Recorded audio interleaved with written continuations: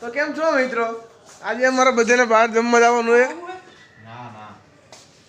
હું કે મિલનભાઈ મોજે મોજ. હા બસ એમ રોજે રોજ નવા નવા ખાવાની ખોજ.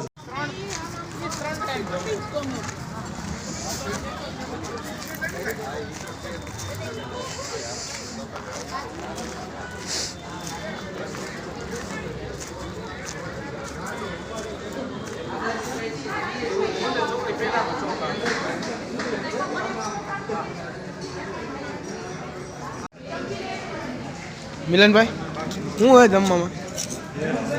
હે દેશી ભાણું હે. બાજરાના રોટલા, રીંગણા, સાવનભાઈ, કુલદીપભાઈ, રાહુલભાઈ.